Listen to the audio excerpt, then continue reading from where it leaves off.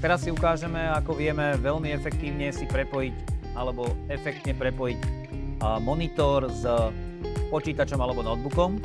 To znamená, je dôležité nájsť si správny konektor.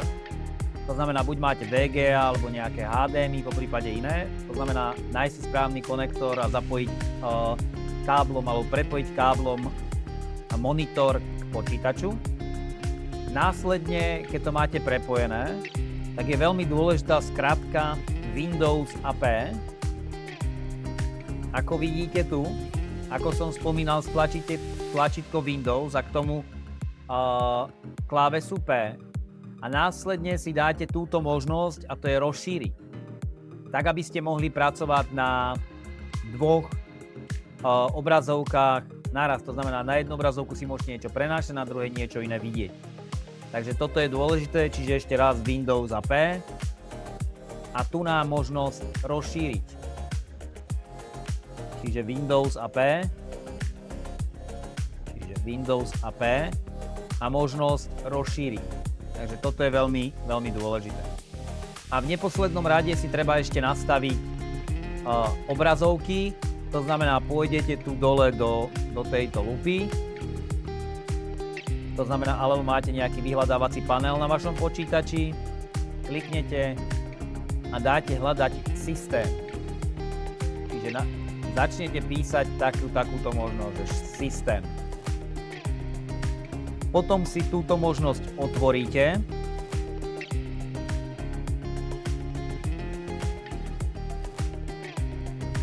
Čiže otvorí sa vám takéto okno, kde teda si kliknete na možnosť systém.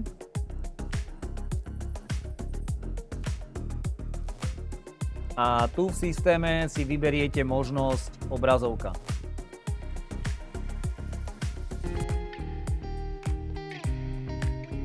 A v tej obrazovke je potom dôležité si nastaviť, ktorá obrazovka je hlavná. To znamená, táto modrá je hlavná a táto druhá, ja ju dám teraz červená, je vedľajšia. To znamená, že vy budete prechádzať z hlavnej na vedľajšiu, zľava doprava. To znamená, cez dvoch obrazovkách budete zľava doprava prechádzať z jednej na druhú.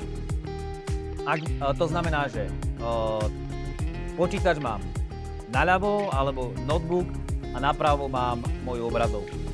Ako chcete naopak, tak si to len takto prehodíte.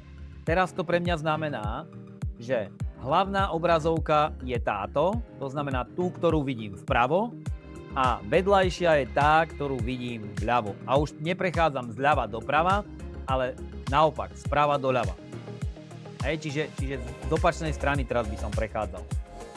Čiže toto je dôležité, aby ste si uvedomili. Takže tu nás si to potom viete takto efektne a efektívne nastaviť.